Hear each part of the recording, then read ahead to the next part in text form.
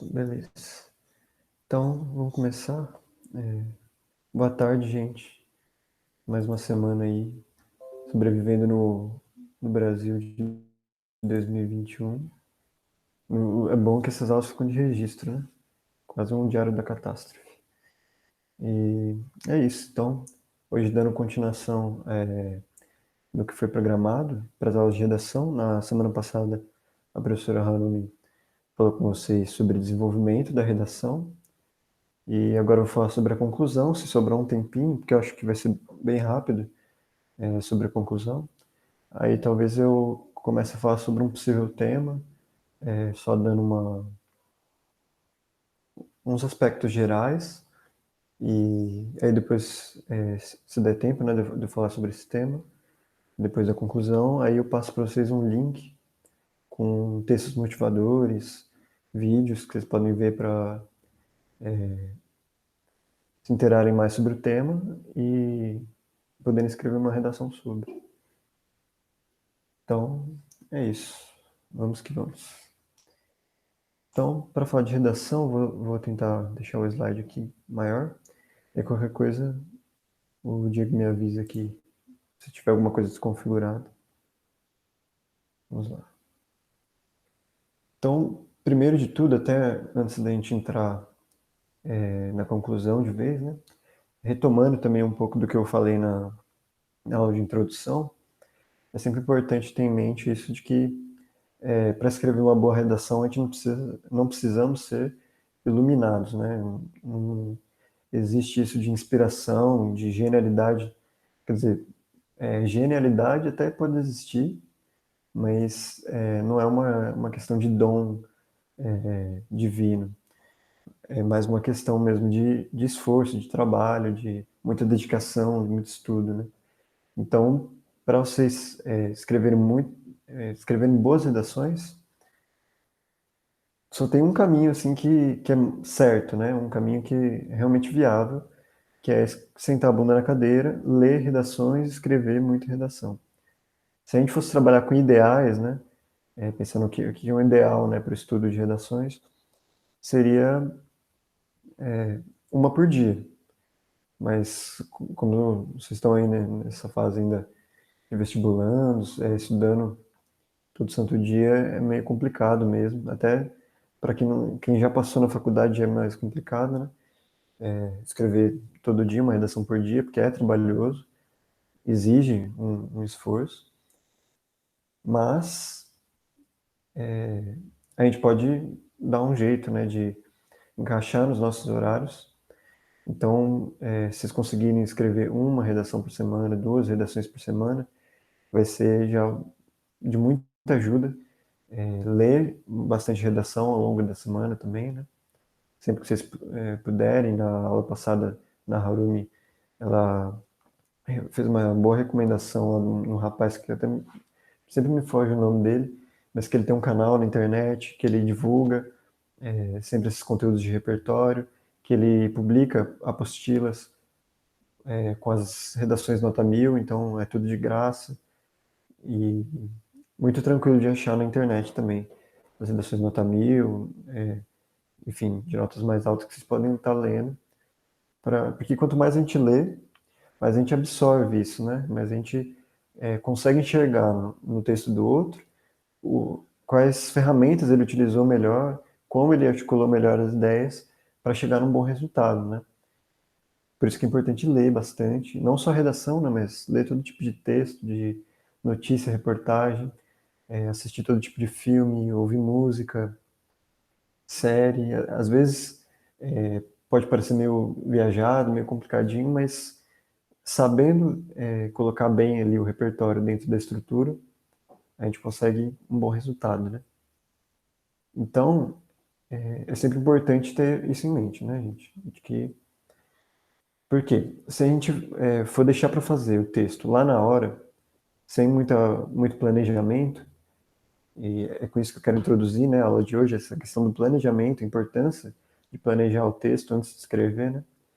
Porque se a gente for deixar para improvisar lá na hora, eu vou na sorte, vou no improviso, o tema que vier eu me viro, sem antes a gente estudar bastante, ler bastante, escrever bastante, fica complicado, né? Porque aí, muito dificilmente, vocês vão conseguir fazer um texto muito bem intercalado, vamos dizer assim, né? Muito bem amarradinho.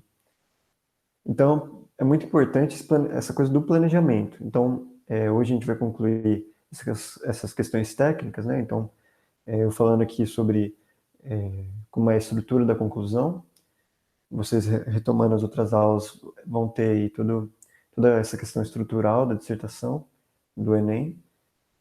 Já vão ter esse conhecimento, vamos dizer assim, essa fórmula básica de matemática mesmo, para fazer uma boa redação.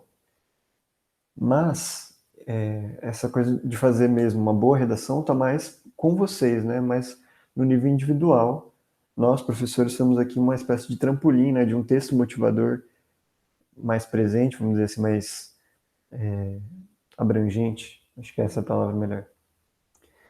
Porque na hora a gente não vai poder estar com vocês lá, falando, não, esse repertório é melhor, não, usa esse conectivo, usa aquela estratégia argumentativa. Porque na hora vocês vão ter que se virar sozinhos e não dá para a gente ficar na base da sorte, né, do improviso. Então é sempre muito importante também planejar o texto antes. Então na hora de fazer o rascunho é sempre bom separar um bom tempo, né? Acho que na primeira aula que teve aqui de redação, eu não vou saber agora, mas lá no YouTube deve ter uma outra professora falando sobre a importância de ler bastante as redações, de escrever, de treinar e de ter tempo, né? Da gente separar um bom tempo para escrever a redação lá na hora do Enem, porque o ideal, e é um ideal possível, né? Não é uma coisa muito distante da nossa realidade quando a gente vai fazer o Enem, é separar umas horas ali para fazer a redação. Pelo menos uma horinha, né? Para quem tem mais treino, quem tem, enfim, mais afinidade com a redação, pelo menos uma horinha. Porque aí dá tempo da gente fazer o rascunho, enfim, e no rascunho já o planejamento. E esse planejamento da redação ele fica mais rápido, mais fácil, vamos dizer assim, conforme a gente vai treinando, conforme a gente vai nos tornando íntimos da redação, vamos dizer assim, né? Mais amiguinhos da redação, desse processo todo. Então é como, para dar um exemplo aqui mais literário, né? Como dizia o Edgar Allan Poe, é quase uma questão matemática, né? Então vocês já devem ter ouvido falar na época da escola ou na vida mesmo sobre esse escritor, né? O Edgar Allan Poe, que ele tem um texto chama, se eu não me engano, é A Filosofia da Composição. Me fugiu agora o nome do texto. Em que ele vai falar, né, sobre como que ele escreveu o poema O Corvo, que é tido como um dos poemas mais famosos aí, mais celebrados da literatura. Porque o objetivo dele com aquele poema era agradar tanto o público quanto a crítica literária, né? Então ele tinha que agradar todo mundo com aquele texto, era o que ele queria. E para ele era uma questão de matemática, era uma questão de que palavra que eu vou usar, que no refrão, no ritmo, no tom, vai fazer o pessoal se sentir mais próximo ali daquele texto, se sentir mais emocionado, sentir o clima que é proposto ali no texto, né? Então, ele faz um exercício realmente quase matemático, de planejamento do texto, de pensar o que ele queria transmitir, qual mensagem ele queria trazer, qual mensagem ele achava que era mais universal para trazer no texto dele, convencer o público de que era um bom poema, enfim, com métrica, rima, ritmo, tudo muito bem organizado, que palavra era melhor, que palavra soava melhor, que figuras ele tinha que evocar ali no conteúdo do poema dele, enfim. Era tudo uma questão matemática, e de modo geral é assim, com todos os textos, né? Ainda mais com a redação do Enem, né? Que a gente já tem uma estrutura pronta, enfim. Que no Enem, diferente da FUVEST, da Unicamp, ela é menos maleável, vamos dizer assim, né? A gente tem as competências, temos que seguir as competências ali do Enem. E hoje a gente vai ver aqui, por exemplo, a competência 5, né? De fazer uma proposta de intervenção que seja relacionada ao tema, que seja verossímil e que respeite os direitos humanos. Então, é pensar, né? É planejar, ter em vista aquilo que eu já falei para vocês, né? na aula de introdução sobre ter o leitor modelo, porque na redação do Enem a gente tem que pensar que o público de leitura, assim, de modo geral, nas redações de vestibular, é um público mais generalizado. Tem que ser um texto legível para todo mundo. Não é um texto acadêmico, por exemplo, uma tese de doutorado, né? Aí é outro gênero, é outro tipo textual, outro tipo, outro nível de argumentação. Então a gente tem que fazer um texto mais geral, que todo mundo compreenda, e principalmente para que a gente convença a banca, né, os corretores, a dar os 200 ali, as notas máximas em todas as competências, né? E, nesse sentido, uma questão matemática mesmo, da gente saber conhecer as competências, conhecer a estrutura da redação, o que a gente pode, o que a gente não pode. Então, por exemplo, uma coisa que eu falei bastante na aula de introdução, que a Harumi retomou na aula de desenvolvimento, que eu vou retomar aqui, e sempre que a gente for falar sobre essas questões estruturais, é sempre bom retomar isso, né? Que é a questão do conectivo. Tem que ter o conectivo. Ponto final, conectivo. E saber usar o conectivo, saber o significado daquilo, né? Não é só para amarrar bem o texto, mas amarrado do jeito certo, né? Então, se eu estou concluindo, tem que ser o conectivo de conclusão. O portanto, enfim, a gente tem que ter tudo isso já prévio. E não é impossível, não é difícil, né? É complicado, mas fica mais fácil, fica mais tranquilo quando a gente já tem isso treinado, né? Muito na ponta da língua, vamos dizer assim. Então, quando vocês forem fazer o rascunho lá no dia da redação, já planejem o texto, né? Não, na introdução eu vou falar disso, vou usar esse repertório, eu vou usar esses conectivos, já deixa ali anotado mesmo na prova, quais conectivos que você pretende usar, mesmo que você não use todos, enfim, todos que você lembrar ali que você acha que vai ser melhor usar. Se possível, geralmente a gente tem essa coisa de ler já de cara qual que é o tema da redação, né? A gente fica ansioso, tipo, recebe a prova e já vai ver qual que é o tema, para a gente ir pensando ao longo da prova, né? Geralmente o pessoal faz isso, né? E então, se vocês forem fazer isso, né, de fazer a prova já pensando no tema ao longo das horas ali de prova, já vai planejando, já vai pensando, não, que repertório que eu vou usar, que conectivos que eu vou usar, que estratégia argumentativa, qual que é a proposta de intervenção que eu vou dar, e vai deixando anotado ali no rascunho, vai rascunhando, enfim, deixando o texto bem planejado, porque se a gente não planejar, deixar para fazer isso na hora, vai sair tudo desorganizado, a gente vai fugir do tema, a gente vai se perder um pouco, de repente vai ficar uma coisa meio ruinzinha mesmo. Então, eu vou frisar isso, essa importância de planejar mesmo o texto. Principalmente por essa questão de conclusão, né? Porque na conclusão é o grande finale, né? Vamos chamar assim. É esse momento dos créditos do filme. Por isso que eu tentei ser engraçadinho, colocar aqui os créditos de filme que aparecem mesmo, mas ficou meio feio, né? Enfim. Mas é porque é quase isso, né?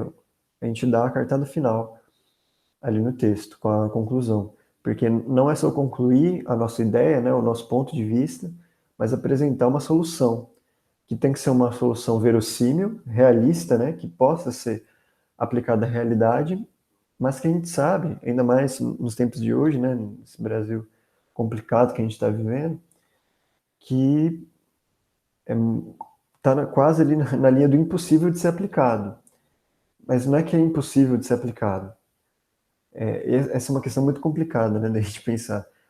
Que a nossa proposta de intervenção ela tem que ser realista, ela tem que ser pé no chão, tem que ser possível, mesmo a gente sabendo que o governo, que as escolas não vão fazer. Talvez elas façam, não sei. Depende do tempo, né? Enfim, do lugar que a gente está falando, enfim. Mas é sempre importante ter isso em mente, né? De que a gente tem que, enfim, ter tudo planejado e não nos perdemos nisso, né? Então vamos lá. Em questões gerais, né, em linhas gerais aqui da estrutura, o que tem que ter assim de importante na conclusão? De 6 a 7 linhas, pensando que a gente tem ali nossas 30 linhas, então tem que ser um texto bem sintético. Então 3, 4 períodos para conclusão são ótimos, enfim. E assim, eu sempre recomendo duas propostas de intervenção. A gente posso fazer uma, professor? Pode. Só que para fazer uma proposta de intervenção, você está correndo mais riscos na competência. Por quê?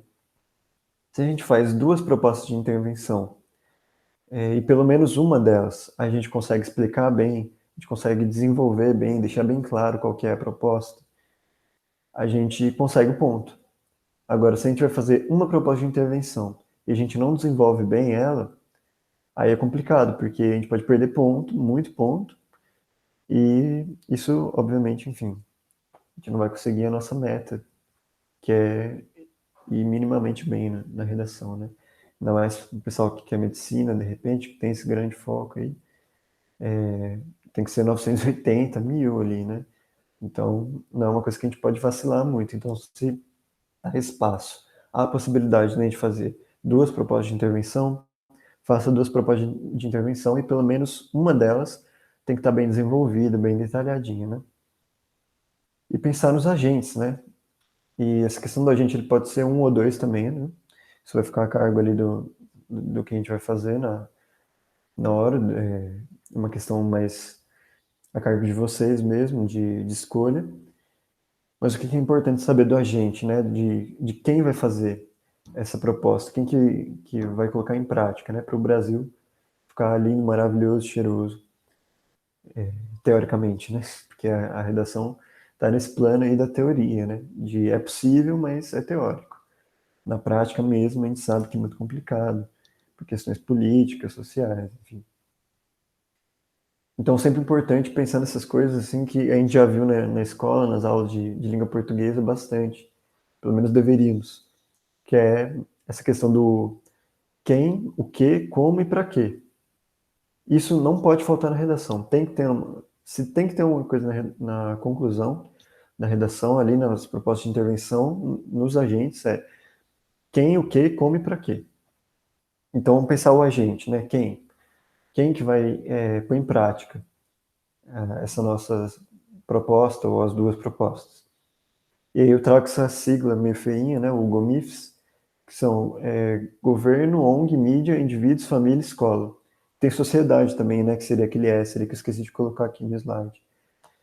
O GOMIFs ele também tem esse S aí que é de sociedade, mas sociedade é um pouco mais abrangente, né? Quando a gente fala de sociedade. A gente já está falando disso, né? No texto de modo geral. Já são problemas da sociedade. Então, deixar tudo a cargo da sociedade pode ser meio abstrato, e é bom evitar isso, né? Deixar no plano do abstrato, do aberto, enfim, do óbvio também, sempre bom escapar do óbvio. O óbvio é só quando a gente está no branco, tá, gente? Ah, deu branco, eu não estou conseguindo pensar em nada para me auxiliar aqui na redação, então eu vou ali para o texto motivador, vou ver o que eu posso usar dali, enfim. Isso é uma questão importante também, né, gente? E eu lembro que, por exemplo, na época da escola, eu tinha um professor que era um professor de matemática e as provas deles costumavam ser difíceis, mas ele sempre dava uma ajudinha. E aí vem essa coisa da importância do paratexto, né? Do texto que é além daquele que a gente está escrevendo, além daquele que a gente está dando atenção. Porque o texto motivador que a gente recebe ali na hora do Enem, ele é um paratexto também. Como já diz o nome, é um texto motivador. É para, caso você não conhece muito daquele tema, você ter uma base, um trampolim, né? Um impulso. Então, para você não ficar às cegas. E o texto motivador é muito importante. Então, é como fazia o meu professor lá de matemática na época da escola. A prova dele era difícil. Ele queria facilitar, mas era uma questão ali da gerência da escola, da diretora falava para ele não facilitar. Então, como é que ele fazia? No cabeçalho da prova tinha ali os conteúdos que caía na prova, né? Em quase que em letras miúdas. Aí, às vezes, de vez em quando, ele colocava nas provas que, sei lá, dos 5 exercícios que tinha na prova, a gente precisava fazer só 3. E ele deixava ali bem pequenininho no cabeçalho. E aí quem lesse o cabeçalho sabia que era só fazer 3, porque ele não falava. Ele não ia na frente da sala falar, não, gente, é obrigatório só 3 questões, as outras duas vocês fazem se vocês quiserem. Não. Ele deixava ali bem escondidinho no para-texto. E o texto motivador é isso. Então, assim, se deu branco, no texto motivador tem ali uma base, né? Vamos dizer assim, uma espécie de salvação. Às vezes até na própria proposta, né? Então, sozinhos a gente nunca está na hora de fazer isso, né? Então, voltando aqui para os agentes, né? Essa coisa do GoMIFs. Tentar fazer também sempre um ou dois agentes e detalhar o agente, né? Deixar bem explícito. Então, Ministério da Educação, qual setor, como que ele vai, como que o Ministério da Educação vai agir para mitigar o problema e, enfim, o problema é o para quê, né? A gente vai ver isso na prática com os exemplos que eu trouxe. E não esquecer do conectivo conclusivo, tá, gente? Ponto final, conectivo. Então, começar já a conclusão ali, como, por exemplo, o portanto, né? Então, eu trouxe aqui dois exemplos de conclusão da redação nota 1000 aqui desse ano, né? Então, eu fui lá na internet, busquei redação nota 1000 de dois alunos, uma do Pará e acho que outra do Maranhão, para a gente exemplificar aqui. Então, como é que ela começou, né? Então, lembrando que o tema desse ano foi o estigma das doenças mentais, né? Se eu não me engano. Eu não lembro exatamente como é que estava escrito, mas como é que ela concluiu aqui o texto. Portanto, faz-se imprescindível aqui a mídia. Então, a gente já vê aqui que o agente dela, o quem que vai resolver, o primeiro, né? Agente que ela põe aqui é a mídia. E vejam que ela detalha aqui, né, entre a setinha, instrumento de ampla abrangência, informa a sociedade a respeito dessas doenças e sobre como conviver com as pessoas portadoras por meio de comerciais periódicos, nas redes sociais, debates televisivos, a fim de formar os cidadãos informados. Então veja por que ela tirou nota 1000, por que ela tirou 200 nessa competência, na competência 5, né? Porque ela já começou aqui com o conectivo conclusivo, né, o portanto, um vocabulário ótimo, né, fácil, imprescindível, que a mídia, ou seja, o agente, o quem que vai resolver a situação, é a mídia. Ela descreveu a mídia, né, que é um instrumento de ampla abrangência, ou seja, deixou bem claro. E como, né? Informa a sociedade a respeito dessas doenças, sobre como conviver com pessoas portadoras, por meio de comerciais periódicos nas redes sociais e debates televisivos, a fim de formar cidadãos informados. Ou seja, para quê? Então a gente vê, logo no primeiro período da conclusão dela, já está ótimo, porque ela deu o agente aqui. Opa, voltou aqui. Ela deu o agente, a descrição do agente e a solução, né? A proposta de intervenção, que é a mídia informar a sociedade a respeito dessas doenças, enfim, desenvolver essa conscientização e o para quê aqui, né? A fim de informar cidadãos informados. Mas não contente, deu ponto final, ela continuou aqui, conectivo. Paralelamente, e ela traz outro agente com outra proposta de intervenção para somar, né, nessa proposta. Então, paralelamente, o Estado, principal motor da harmonia social, veja que ela não deixou de escrever aqui o outro agente, principal motor da harmonia social, deve promover a representatividade de pessoas com transtornos mentais nas artes, por meio de intermédio de incentivos monetários para produzir obras sobre o tema com o fato de amenizar o problema. Aqui ela usou com o fato, tudo bem, né? Ela tirou nota 1000, quem sou eu para questionar. Mas, de repente, se vocês tiverem espaço, né, para fazer isso, é melhor do que usar com fato ou outros termos menos usuais assim no dia a dia, coloca, né, com objetivo, a fim de amenizar o problema, não tem problema, tá, gente? Aqui ela quis usar um vocabulário mais, enfim, menos óbvio, o que é bom também. E aí ela colocou uma coisa, isso que tá aqui em vermelho, não é necessário, tá, gente? Assim, é necessário, mas não é. Porque se vocês estão já gastando as 30 linhas, não tem espaço, não precisa dessa conclusão da conclusão, vamos chamar assim, né? Que ela coloca assim, né? O assim, então, sempre importante, né? O 11º mandamento da Bíblia.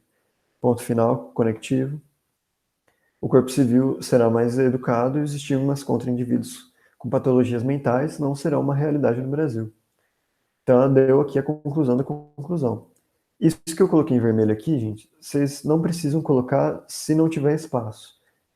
Então, assim, se tiver espaço, coloquem. Vai ser bom para dar um bom fechamento, né? Deixar o texto amarradinho, é bem confortável até de ler, né? Agora, se vocês não tiverem espaço, não precisam explodir a cabeça e perder tempo vendo como que vocês vão fazer isso, né? Isso que eu coloquei em vermelho aqui, né?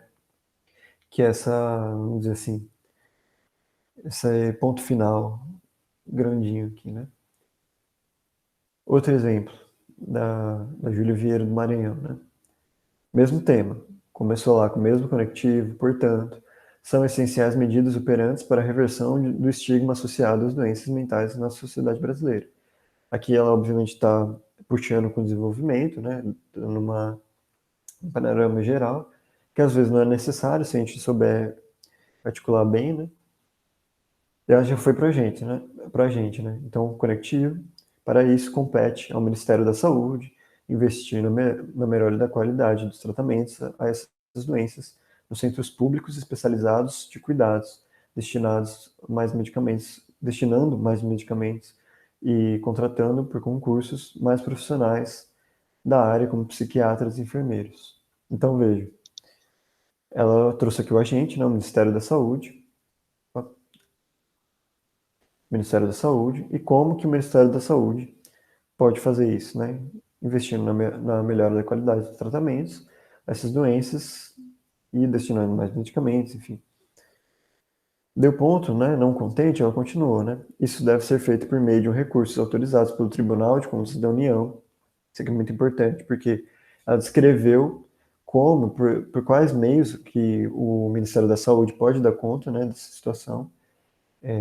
Então, sempre é importante, gente, se vocês forem usar, por exemplo, o governo, Ministério da Saúde, Ministério da Educação, é importante conhecer esses ministérios, o que que esses ministérios podem fazer e por meio de quais órgãos, de quais instituições, de quais leis que eles podem fazer.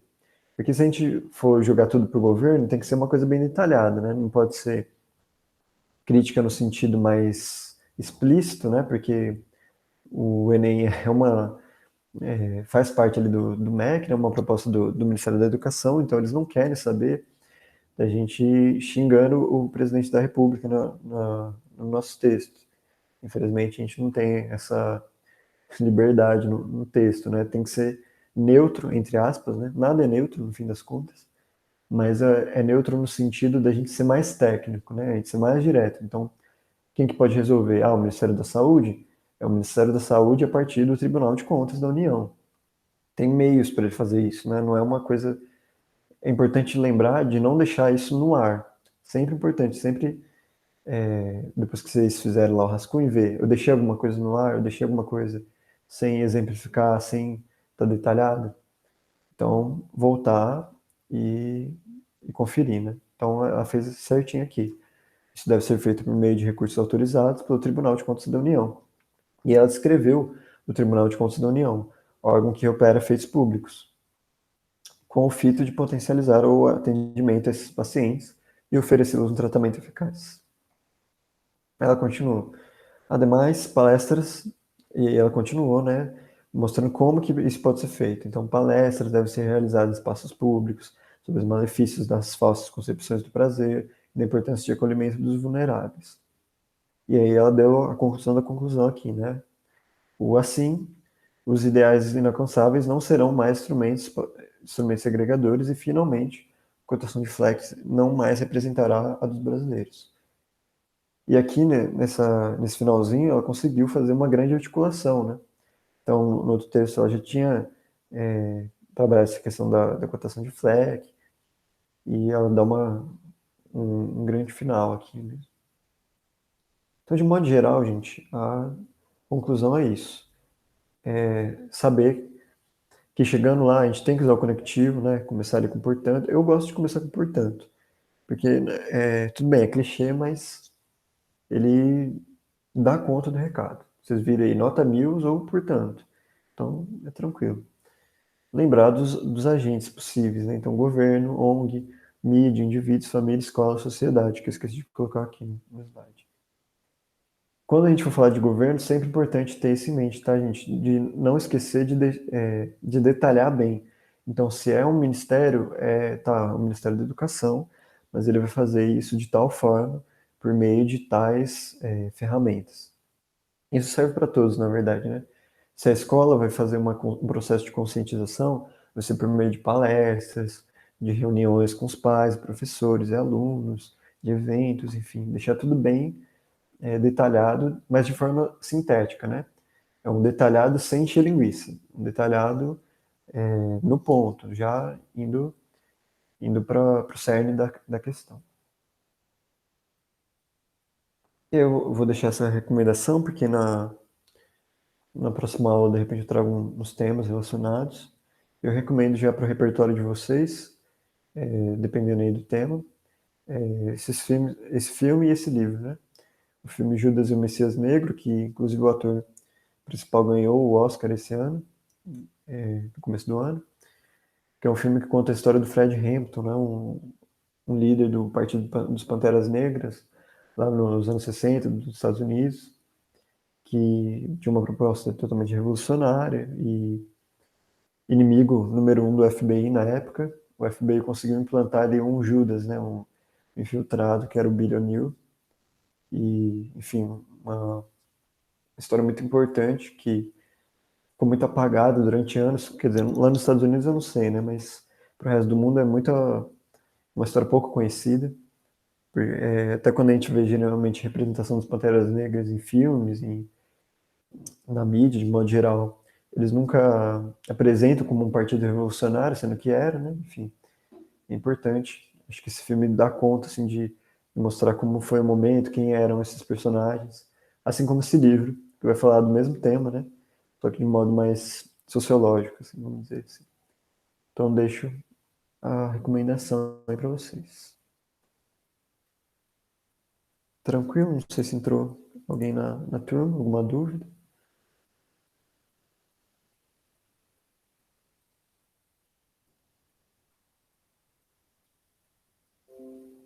Eu vou projetar aqui, não sei se está aparecendo, o link do Padlet, e eu vou deixar esse link disponível, vou mandar para o Diego e consigo colocar lá no grupo de WhatsApp. Se o Diego quiser colocar na descrição do vídeo no YouTube, pode colocar também. Que é esse site aqui, o Padlet, ele é gratuito, mas para usar ele gratuitamente tem um limite, né? Enfim, tem macetes. A gente pode falar disso na próxima aula, que eu vou trazer mais coisa desse site. Mas é super legal, porque dá para montar esses murais, assim, nessas listas, dá para interagir com os alunos, né? Então, na próxima aula, se puderem vir mais alunos estarem presentes aí para interagir, é bem legal. E aí eu vou deixar esse link com vocês sobre um possível tema, né? Ainda mais agora em questão de pandemia, essa questão da evasão escolar em questão no Brasil. E aí eu deixo aqui os textos motivadores, uns vídeos também, né? Que servem como textos motivadores. E aí, antes de terminar, se não tiver nenhuma dúvida, e se tiver uma dúvida, a moça aí que entrou pode interromper, pode perguntar. Mas só para concluir mesmo, já vou dar um panorama geral aqui do tema. E aí vocês podem usar à vontade esse link. Só que ele vai ficar disponível só por mais alguns dias, tá? Porque como é gratuito, né? Eu uso o Padlet gratuito, eu tenho que apagar quando eu quero fazer um novo agora, né? Porque ele tem um limite de murais que a gente pode fazer. Então, quando eu for fazer um novo, eu vou ter que pagar os primeiros, né? E esse é um dos primeiros. Então ele vai estar disponível aí uns dias. Enfim, na gravação, acho que de repente dá para ver aqui, se vocês conseguirem tirar print. Mas eu tiro print e mando também, se acharem melhor. Então, só antes de terminar, dar um panorama geral, né? O que é a evasão escolar no Brasil? É quando, por exemplo, um aluno ele está matriculado na escola pública, né, por exemplo, né, que é onde mais acontece, na escola particular é bem difícil isso acontecer. Então, o aluno ele está matriculado, sei lá, no nono ano do ensino fundamental, mas no ano seguinte ele sai da escola, né? Ele não volta, não se matricula de volta. Isso é evasão escolar. Isso no Brasil ocorre principalmente por conta desses temas aqui que está no mouse, não sei se vocês estão vendo, não sei se consigo deixar também ampliado, né? Mas são essas questões assim que se interdialogam, vamos dizer assim, né? Que é a falta de transporte, os problemas financeiros, a gravidez na adolescência, o bullying, a violência doméstica e a falta de interesse também E agora a questão da pandemia entra também, né? A questão da pandemia, dos digitais influencers entra um pouco nisso também, de certa forma.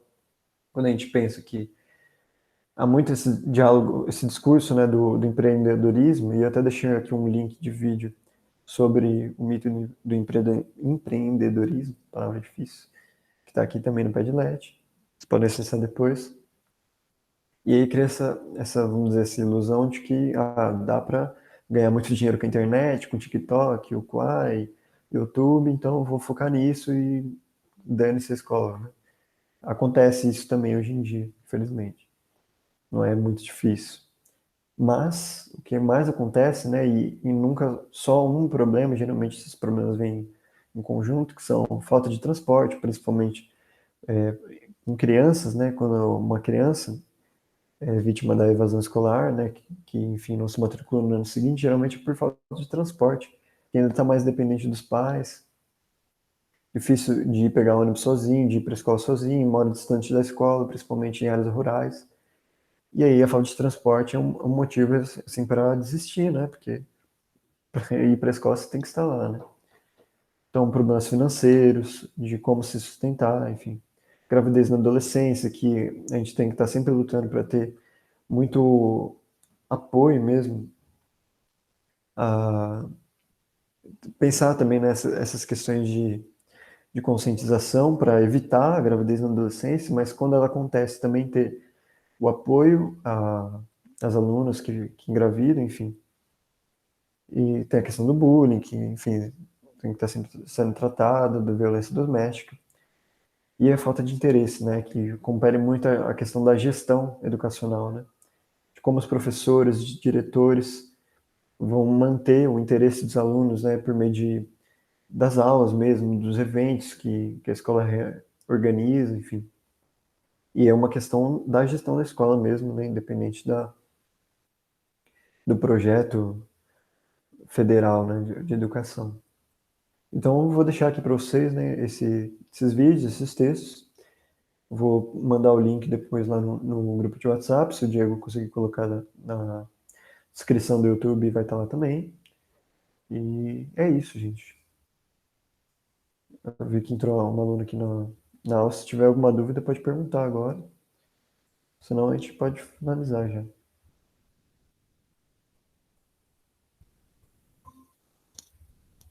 Então, para finalizar a gravação, vou concluir aqui.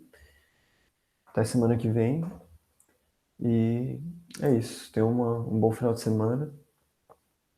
E se cuidem, que ainda falta um tempo aí pra gente se recuperar. É Tá isso. bom. Tchau, obrigada. Obrigado.